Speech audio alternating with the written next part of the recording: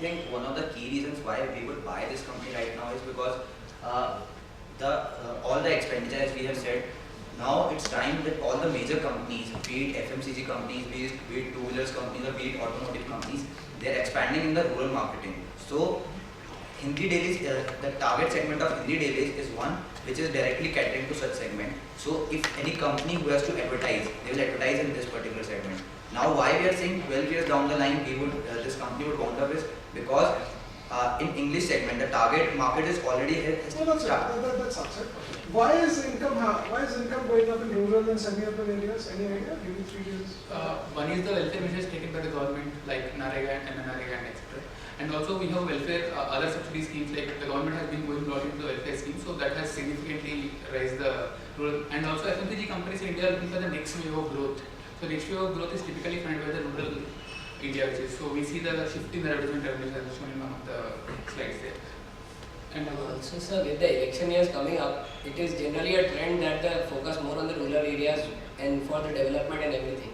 So that can also be an indicator which we have taken into consideration for estimating that it should impact the advertising revenue. As we have shown here, we have considered a 16% advertising revenue in the election year, which we had shown in the valuation.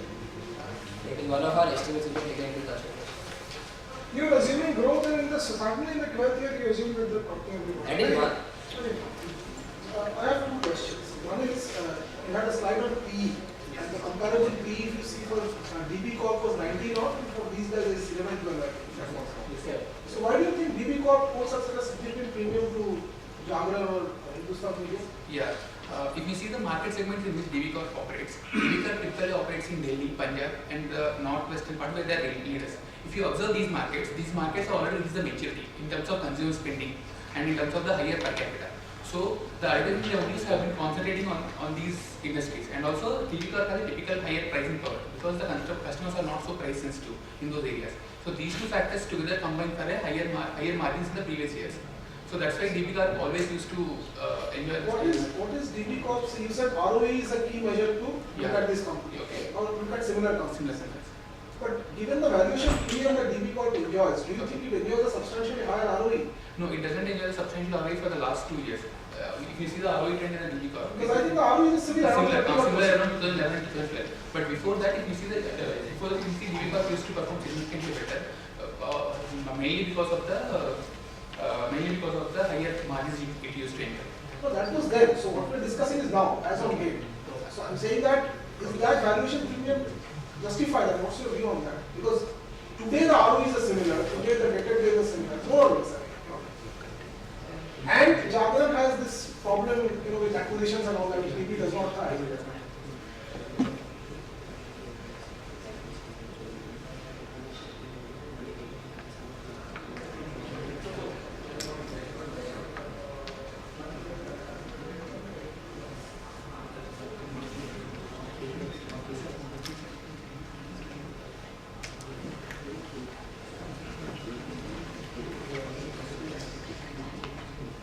So one of the things can be the liquidity premium. If we see Jagran Prakashan has very low daily volume. So one of the things we What is the float for DB Corp? DB Corp's You said Jagran's float is 40%. 40%. But you see the average, I really don't know what is the free float of DB. I also don't know precisely, but I don't think it will be much different from Jagran. But it will also be around this zone. But daily volume Maybe a bit less actually. So just liquidity can explain it. Okay. Whatever. One more question is, in your report analysis, you said that the ROE will be driven by growth in net profit margins, right? If I understood correctly. Now these guys will have to amortize the goodwill for the right way acquisition. Yes. So don't you think that will impact reported net profits, though it will not impact cash flows? Then if you see the goodwill in acquisition of the 19 acquisition was worth around 200 crores. It was worth around 200 crores. And if you see the goodwill in acquisition, it comes out to be around 50 crores or 50 to 60 crores. So if you Per year. Per year. So if you see the depreciation, amortization of the goodwill, that will not add significantly to your bottom line. Even if it is say 10 crores, it will not add significantly.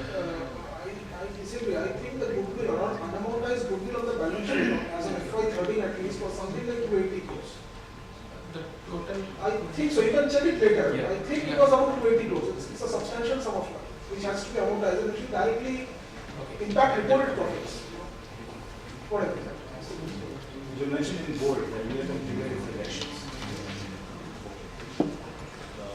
What do you think so? Well, there are primarily three reasons for that. The primary reason being the government spending on advertisements will be increasing. The government spending and the party spending on the print business, because the print But is don't you think that digitalization is actually playing a major role in advertisement? Digitalization is playing a major role. Yeah, digitalization is playing a major role. If you see in the Indian market, we have the sources from where we can see that only 2.5% of the Indian customers actually have access to the internet. I mean, daily remit go to CA newspaper website, which is very low if we compare. Even if you take an increase in the rates, even if you see a significant increase, it takes some 7 to 8 years to catch up for the digital market to catch up. So we see a significant Plus, IPL's target market is such that they don't have access to electronic gadgets. What is the current value of the 3,000 assets which you had mentioned? There are 3,000 plus assets. This is what you mentioned. That was with regards to the OOH assets. That was only the OOH assets. I don't know exactly.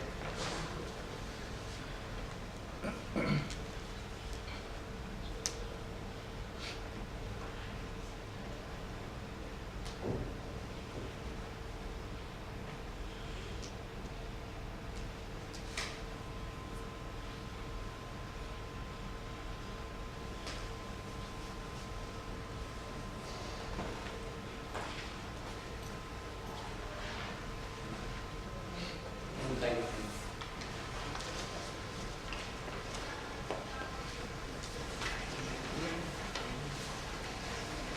Thank you so much.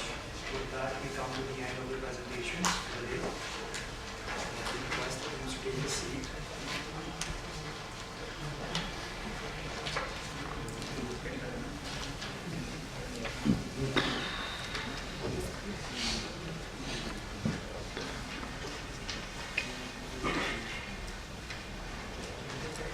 All done?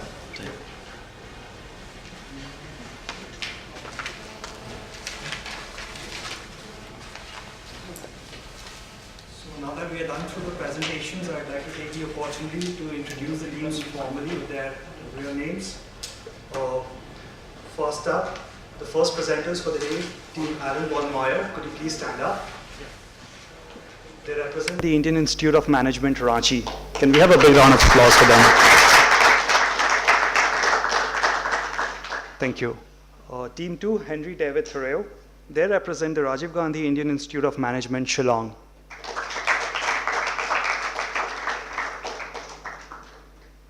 Team 3, Han Rainer. They represent the Indian Institute of Foreign Trade, Calcutta.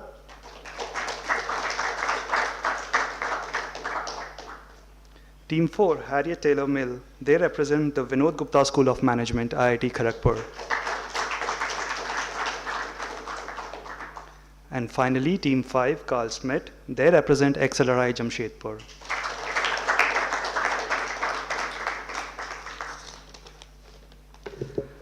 I would like to invite the judges now to share their general feedback on the level of competition and the presentations that were made by the team, starting with Mr. Ajay Jaiswal. Could you please share feedbacks with the team? Thank you. Yeah. Would you like to use the hand mic or the podium mic?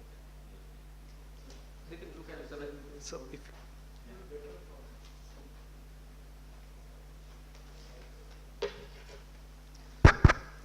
The first and most important aspect is we, the judges, are looking at your presentation from this buy side, and you are the sell side analysts, right? So what is important is it should not be too much data centric, because we do not know the company per se. We may be knowing it, but the thing is that we may not be knowing it. You know, in that case, you've got to be very crisp. That is one point. Number two is, which I find lacking in your report, is the highlight of the corporate governance of the company, which is very important. And you should have a proper knowledge on the corporate governance of the company, whether they have, followed most of them. I think these are the most important points for you to remember when you make a report and presentations. Thank you. Thank you so much, sir, for your feedbacks. I would now like to call Mr. Anirban Datta to please share his views on the presentations made today.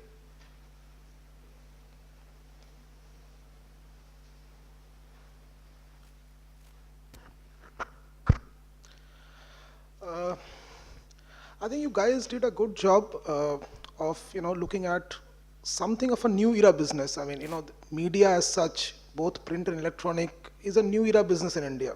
Like IT services. It's not a plain vanilla cement, steel, or auto company. Let's say. So it's something new that you have applied your mind to, and I think it's a fairly decent job done across all teams. But I mean, a couple of things which just come to my mind, more suggestions. One is when you're looking at, say, this is a sector where maybe I was asking the last team that the valuation premium that DB Corp enjoys over Jagran is quite significant. It stares at you whenever you compare the two companies. So obviously your mandate is to discuss Jagran or present Jagran, but did you apply your mind to understand what is DB Corp, the nearest peer, and which has a substantial valuation premium? And I have posed this question to people who actually manage money, I mean, who are fund managers, and I have received various answers. I mean, there are various pros and cons of why DB is such a substantial. So maybe you could apply your mind to that, and I could have thought maybe somebody putting it up as I mean, one argument could be people at least who recommended buy is that will this valuation gap narrow? Will Jagran catch up with DB? The other key thing is that I think obviously ad revenues growths have been good, but if you see, they have been particularly, my understanding, have been particularly prominent over the last 4 quarters. I mean, last 4 or 5 quarters, over the last year or so. So I think I thought somebody could focus on that. These guys were in business. The tier 2, tier 3 story was very much there. But my understanding of it is that in the last year or so, these companies have got back a fair bit of pricing power.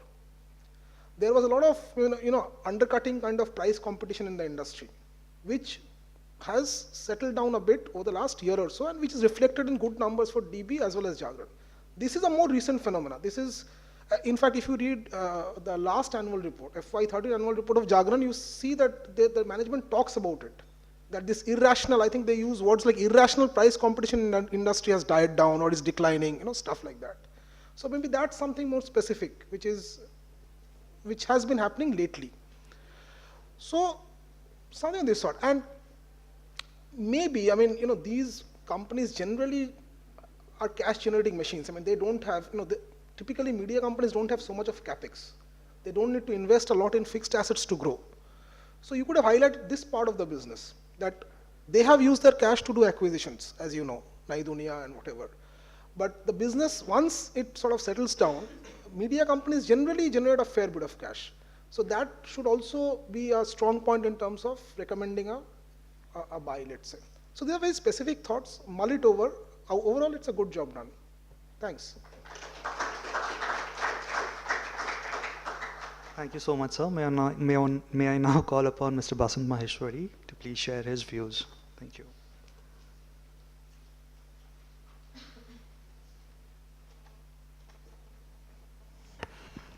Thank you so much for having me here. Can it be a bit longer also? Thank you so much. I'll just start with the basic, when you look at a company and you want to make a lot of money out of it, you don't need too much of research. You don't need too much of intelligence there. All those, I speak this every year when I come here, Monte Carlo and, and all those fancy names. Even, I found it difficult to know who is Alan Bowyer. I think Ram Sham Jadu Madhu would have been better for us to recall. Anyway, so when you look at a company, a print media company, operating in tier 2, tier 3 cities. I think the first team had more of it. What do you see what's happening in tier 2, tier 3? 2007, 2006, government announced Narega. Free money to anybody who could dig a pothole. 100 days every year, right? So people had money. Second thing was 2008 farm loan waiver. So it doesn't mean anybody who's digging up a pothole and gets free Narega wages, he goes and buys a newspaper. No. But he goes and buys a packet of biscuit. The biscuit wala gives that money to somebody else, and in the normal economic sequence, people spend more. And advertising happens, and biscuit sales happens, and Britannia says, okay, let me go and put out an ad in Samastipur, somewhere in Bihar, and that's how the thing happens. 2008, farm loan waiver, another free bonanza. So people make a lot of money. 2009, sixth pay commission, happening in rural areas, semi-urban, urban, everywhere. So people have money, they spend. After that, what happens? Land and gold goes up. So when land prices go up, gold prices go up. guys in rural areas make a lot of money. They don't buy Punj Lloyds and Suzlon, so they are saved in that context. So they feel a wealth effect all along. So what they do is, they say, okay, I got so much of money, what do I do? Let me go and spend it. Again, the advertisers come to the rural areas, right? That was one part. Literacy, all of you said that. So what's happening? All of you are graduates. Anybody, MBA graduates, how many of you are from Tier 2, Tier 3 cities? Okay, that's rural, very good. Which place? Vijayawada. It's a village? What's the population? Very great. Oh, brilliant. What will happen is, once you get a job, I don't take me in the other sense, you get a paycheck every month. You send 20,000 rupees to your parents, they're living there. Obviously, their standard of living goes up. You spend more. So, as long as literacy goes into rural areas, those guys, they get jobs and they send back money to their home places. There's again a bonanza happening. River interlinking project in Gujarat.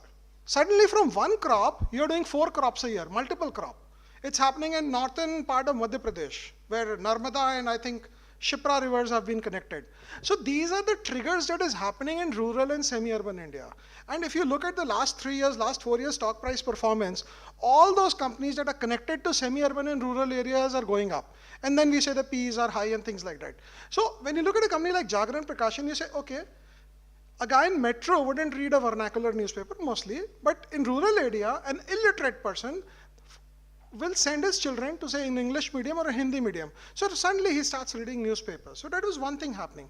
But the negative aspect of this is, all that money will not come to Jagran Prakashan because the company is also facing a severe problem of extinction. I think the 5th company said that in 12 years the company will go out of business. And that's a very fair observation.